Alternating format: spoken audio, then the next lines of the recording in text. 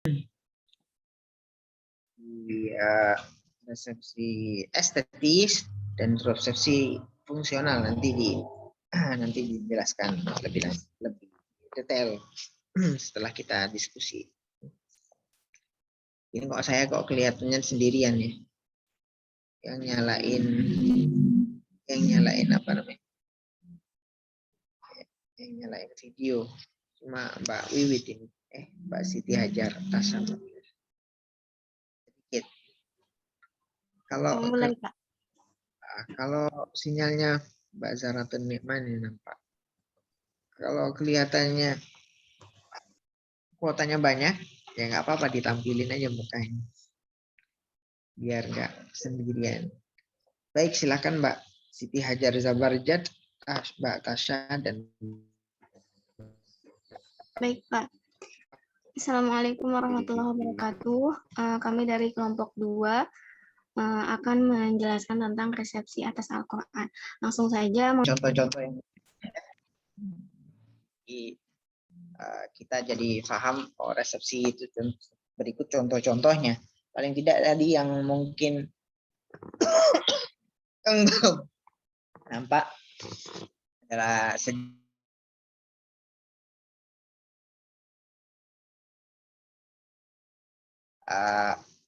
yang mencetuskan itu kayak di dalam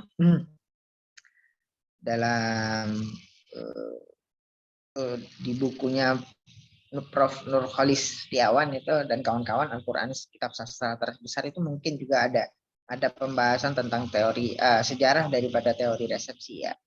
Teori resepsi lahir di tahun ke 1960-an, kemudian berkembang dan lebih sudah menjadi sebuah teori yang rapi pada tahun 1970-an. Tokohnya ada Mukarovsky, kemudian ada Hans Robert Gauss dan Wolfgang Isser ya. Tadi belum belum ditampilkan dalam makalah, nanti bisa ditambahkan. Selebihnya sudah bagus karena menjelaskan macam-macam, kemudian ada penyebutan yang mungkin juga yang belum nampak,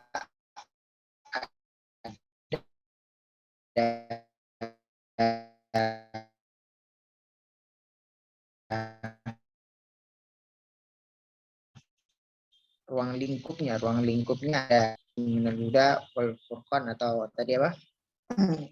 Udah 5 vis.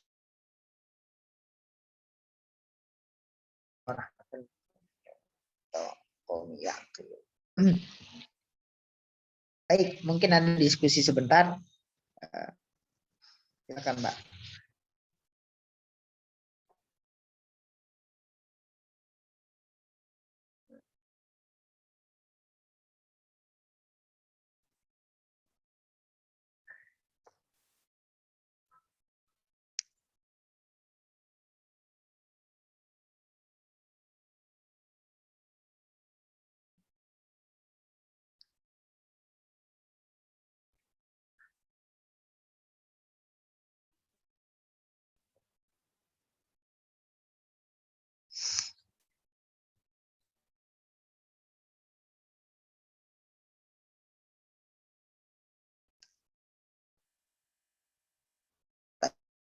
Tadi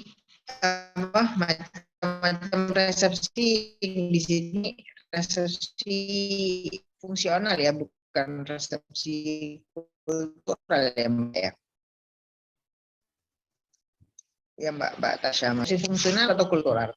Kalau pembagiannya Pak Rafiq itu ya resepsi fungsional ya. Iya Pak, resepsi fungsional. Ya.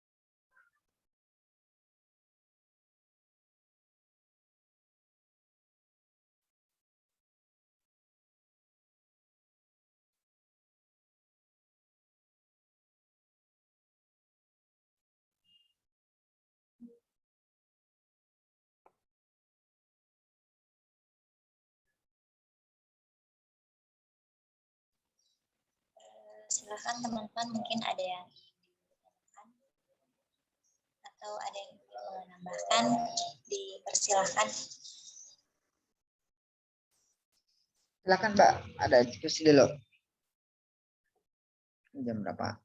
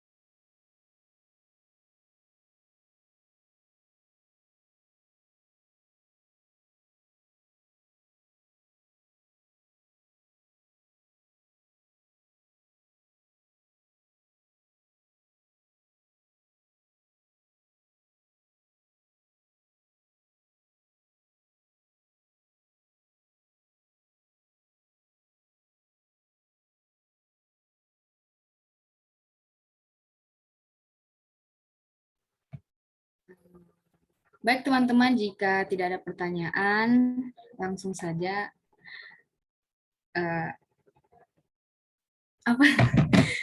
silakan Bapak menjelaskan materi selanjutnya.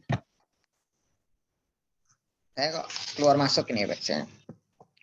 Apakah resepsi eksegesis itu bisa dibuat dibuat penelitian living? Kira-kira bisa atau tidak, Pak? Resepsi eksegesis, sebuah produk tafsir. Kemarin kan kita jelaskan bahwa ada diskursus penelitian living, ada yang diskursus penelitian studi tafsir, ada yang studi tafsir, ada yang studi living. Apakah studi living Quran yang berupa resepsi eksegesis yang bentuknya ada tafsirnya atau resepsi eksegesis itu bisa dibuat penelitian living? Kira-kira bisa tidak, Pak?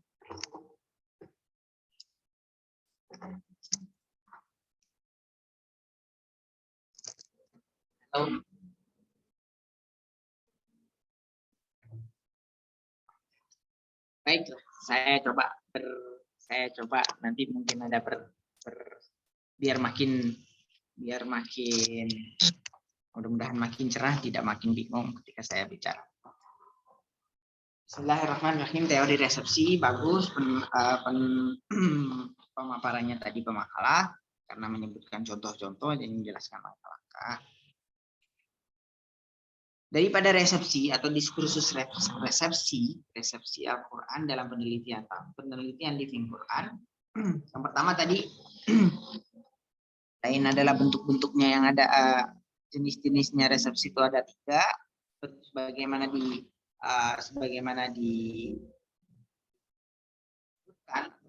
dibagikan oleh Pak Ahmad Rafiq, ada 3, resepsi eksegesis, resepsi estetis, dan resepsi fungsional. Fungsional tadi jelas adalah resepsi Al-Quran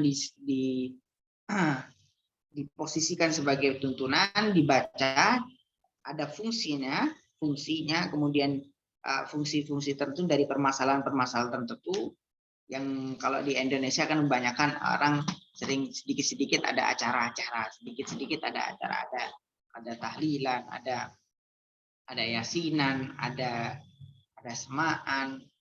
Yang pasti mereka kebanyakan sering, kita masyarakat Indonesia sering orang yang orang NU yang sedikit-sedikit ada acara mau pindahan rumah, mau 4 bulanan, 3 bulanan, 7 bulanan, mau lahiran, itu ada acara tadi contoh ada tingkepan ya. Tingkepan itu kalau udah 4 bulan, bayi berumur 4 bulan dalam kandungan, kemudian waktunya ditiup roh supaya berbarengan dengan kebaikan, dibacakan Al-Quran, diundangkan para hafidh untuk membaca Al-Quran. Paling tidak dalam teori resepsi pembaca berperan penting ya. Saya mencatat bahwasanya dalam teori resepsi pembaca berperan penting. Itu juga nanti mengekor pada pembagian daripada teori resepsi yang eksegesis. Tidak hanya resepsi eksegesis, resepsi estetis, resepsi fungsional juga menjelaskan bahwasanya pembaca berperan penting daripada teks, maksudnya Al-Quran. Al-Quran dibaca, difahami, kemudian diekspresikan bagi orang-orang yang patut untuk mengekspresikan ya, baik berupa eksegesis, hermeneutis estetis atau fungsional. Jadi tidak sembarang orang tidak sembarang orang mempunyai kapasitas atau dipercaya atau boleh menafsirkan Al-Quran, hanya orang-orang tertentu. Seperti kalau dalam Lughatul Quran, dalam makalah Lughatul Quran, orang-orang yang patut atau yang bisa menafsirkan Al-Quran kan harus punya keilmuan ya. Paling tidak tahu bahasa Arab dan tahu ilmu yang lain yang wajib dimiliki oleh seorang mufassir atau seorang calon pemikir tafsir atau penulis tafsir. Ada kaidah-kaidah al-qawaid allati tahtaju ilaihal mufassirun. Di antaranya ya nasikh mansukh tahu sebelum kita tahu teori-teori barat seperti resepsi atau teori hermeneutis atau yang lain-lain, ya harus tahu itu ya, paling tidak disebutkan dalam Al-Quran atau At-Tibyan atau Mana Al-Qatan, Al-Itqan Mana Al-Qatan. Jadi tidak sembarang orang bisa mengekspresikan Al-Quran dengan cara hermeneutis, atau hermeneutis berarti yang mempunyai nanti hasil akhirnya yang mempunyai karya tafsir yang wajib, yang patut untuk dibaca, patut untuk diikuti karyanya atau di tafsirnya, kemudian kita pelajari, kita percayai. Kalau orang yang tidak bidangnya dalam hal tafsir, kemudian dipaksakan menulis tafsir, pasti tafsirnya tertolak secara alamiah, secara alamiah pasti tafsir itu kemudian tertolak. Itu sama kayak kalau ditemukan ada sebuah kolonel, kalau Bakri siapa namanya lupa saya. Itu ada seorang kolonel di Indonesia dulu zaman Orde Baru dipaksakan untuk menafsirkan Al-Quran. Nah, Al-Qurannya ya sedikit tidak dan kebanyakan tidak objektif, tidak sesuai dengan apa yang diidekan oleh Al-Quran yang sebelumnya sudah ditulis oleh para tafsir klasik, sedikit berbeda. Itu kalau orang yang tidak dalam bidangnya memaksakan diri untuk menafsirkan tafsirnya paling tidak kalau diujikan dalam sidang skripsi, tesis atau disertasi pasti tertolak.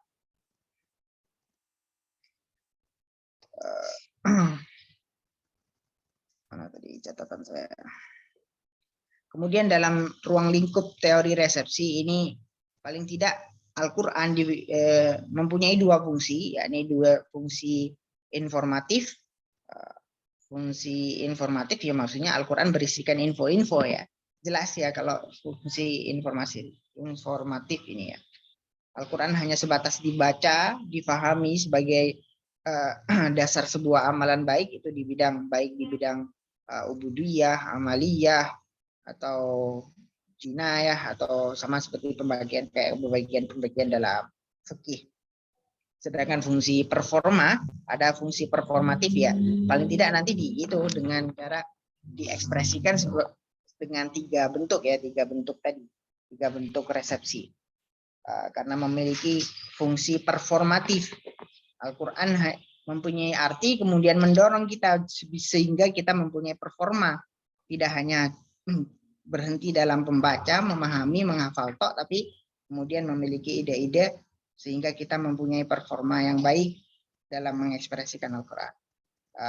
Lebih cenderung terhadap aksi, bagaimana Al-Quran diberlakukan oleh pembacanya, dan diberlakukan itu pun sangat beragam ya, perlakuannya sangat beragam. Al-Quran bisa dalam satu kasus saja, kasus semaan, kemudian semaan itu memiliki banyak sekali bentuk.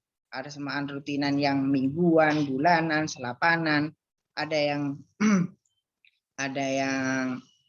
bacanya cepat, bacanya lambat, ada yang di lagu-lagu, ada yang tidak, ada yang kalau di Kerapiat banyak sekali ya.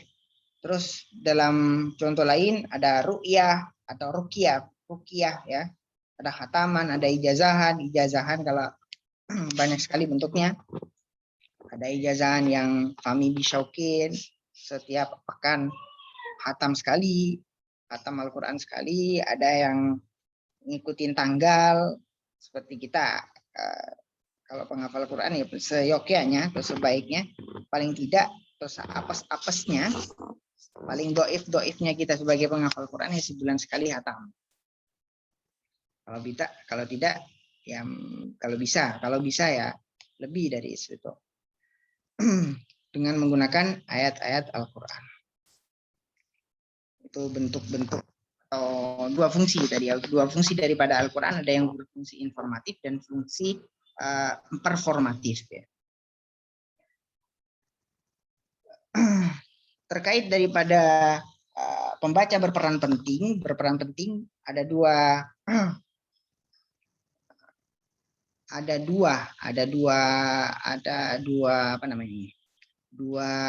identifikasi, cara mengidentifikasi daripada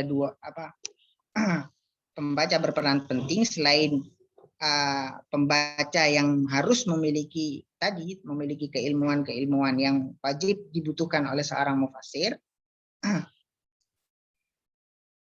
wajibnya bisa berarti membaca atau mengidentifikasi dirinya berdasarkan teks. Berarti ya harus memahami teks secara keseluruhan, tahu artinya, sebelumnya tahu sababun nuzulnya, nasikh mansukhnya, kemudian pendapat-pendapat ulama terkait ayat-ayat itu, dan yang kedua melihat kode budaya, ya, kode budaya yang dipakai oleh pembaca, faktor-faktor apa saja yang mempengaruhi seorang tokoh, ya, seorang tokoh maksudnya adalah pembaca Al-Quran yang mempunyai ekspresif tadi atau yang mempunyai performatif tadi, ya. Apa yang mempengaruhi dia, atau dalam resepsi yang eksegesis atau studi tafsir lah kalau kita sebut teori resepsi yang eksegesis, ya berarti penelitian tentang tafsir, ya.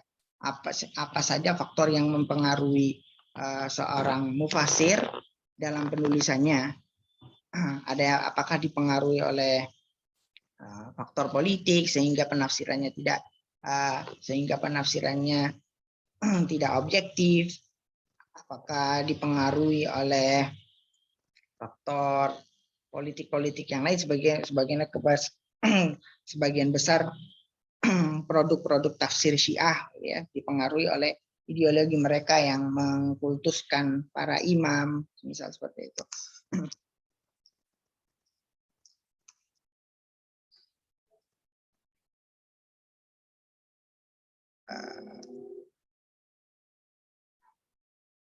Baik, dari sini ada yang bertanya, Mbak.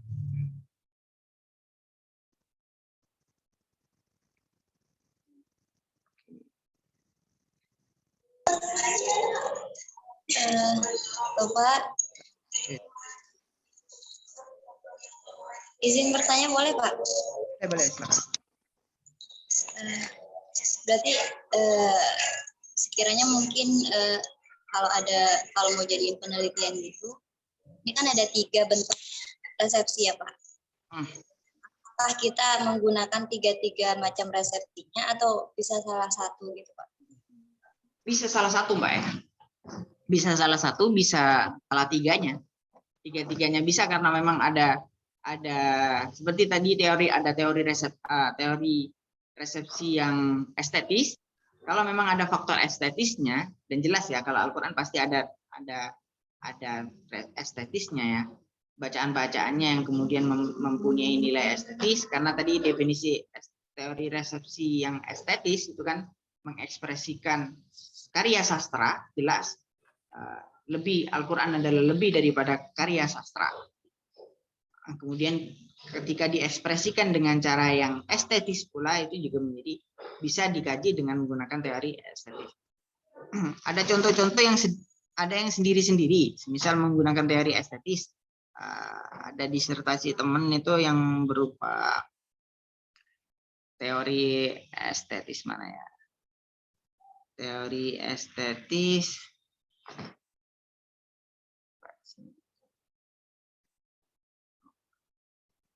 Sebentar.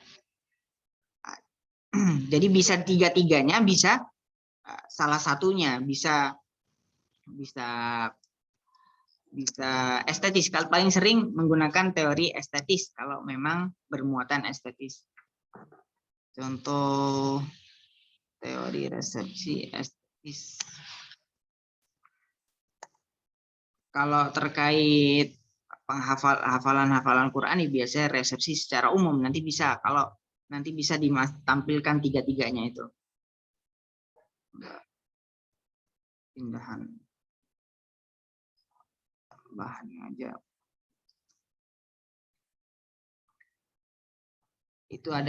Ini ada satu judul yang secara spesifik menggunakan teori resepsi estetis, itu resepsi estetis terhadap Al-Quran dalam tradisi tahlilan masyarakat Lombok. Ini di tesis ditulis oleh teman saya seangkatan. Jadi teori estetis ini bisa saya share. Kalau sudah punya belum, Mbak Wiwit? Tapi ini bab 1 dan bab 5 saja. Kalau memang ada unsur estetisnya, bisa menggunakan atau fokus menggunakan teori estetis saja, yang resepsi estetis. Kalau ada 3-3-nya, tadi kan ada contoh tingkepan itu, kalau memang cukup dengan yang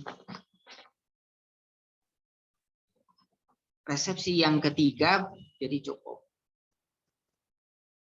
Begitu Mbak ya, Mbak Wiwit. Iya Bapak, terima kasih banyak Pak. Ini sudah punya belum? Yang ini bab 1 sama bab 5 saja sih, bab kesimpulan. Yang teori yang Ya. resepsi estetis terhadap Al-Quran dalam tahlilan.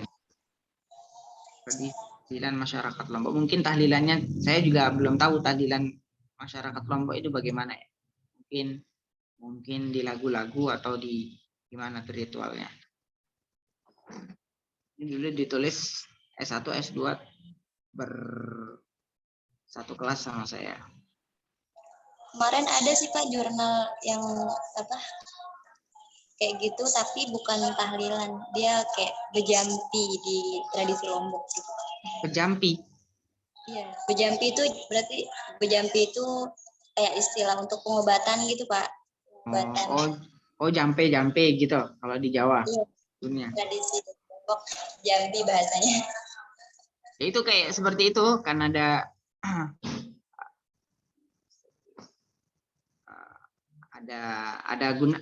bentuknya ya. Jampi aja bisa menggunakan estetis selain resepsi yang ketiga itu ya. Resepsi eksegesis, resepsi estetis, dan resepsi fungsional. Fungsional ya, fungsional berarti berbentuk itu tadi apa jampe-jampe yang di ayat Al-Quran, menggunakan ayat Al-Quran juga itu Mbak. Iya Pak, ayat Al-Quran. Itu resepsi fungsional sekaligus dengan menggunakan resepsi estetis. Tapi catatan saya dari resepsi eksegesis itu sama seperti bukan resepsi tapi studi tafsir ya. Jadi menurut saya resepsi eksegesis atau resepsi hermeneutis itu tidak bisa digunakan atau tidak bisa dijadikan penelitian living. Beda kalau ritualnya. Kalau yang diteliti adalah atau objeknya adalah tafsir dan mufasirnya, itu berarti tidak bisa dijadikan penelitian living, tapi itu adalah diskursus penelitian tafsir atau studi tafsir ya. Bisa dipahami? Resepsi eksegesis atau resepsi hermeneutik yang akhirnya meneliti tafsir dan meneliti mufasirnya itu tidak bisa dijadikan penelitian living, tapi itu adalah penelitian atau studi tafsir, bukan studi living ya. Tapi kalau ritual pengkajian tafsir itu bisa dijadikan penelitian living. Ritual atau bentuk acaranya ya. Bentuk acaranya itu baru bisa dijadikan living. Semisal kajian tafsir dalam pondok pesantren semisal itu bisa dijadikan penelitian living. Kalau yang dikaji adalah tafsirnya itu tidak bisa dijadikan penelitian living. Bisa dipahami Mbak? Ya insya Allah. Terima kasih Pak. Baik. Ada lagi 3? Biar tidak diskusi ya, biar tidak melulu dari dosen.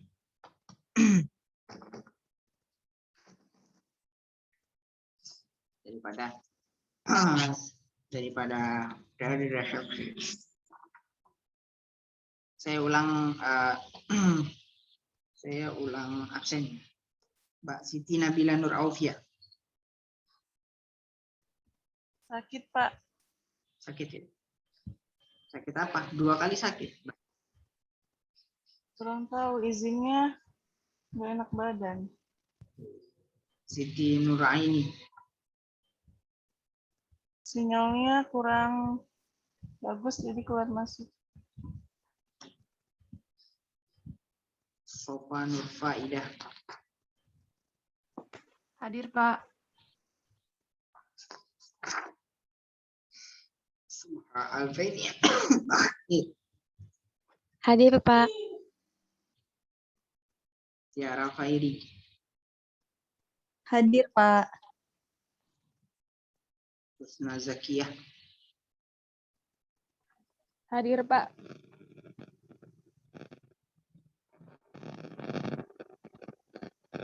Umi Kalsum.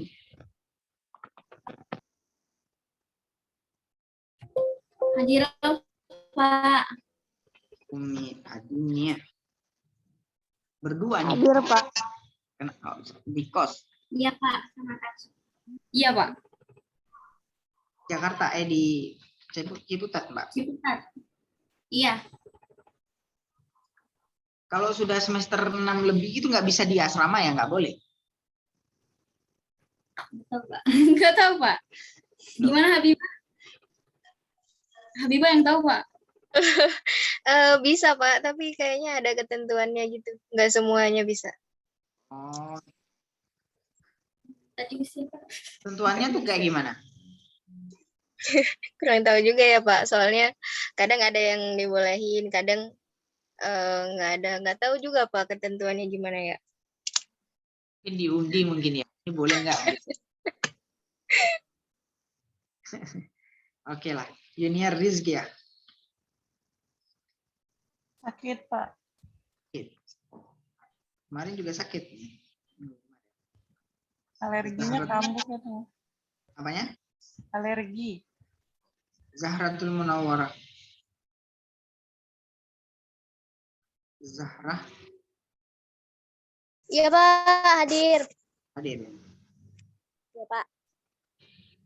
Zahra Afifa Inamin. Hadir Pak. Zulfa Wardatul Aulia. Hadir Pak.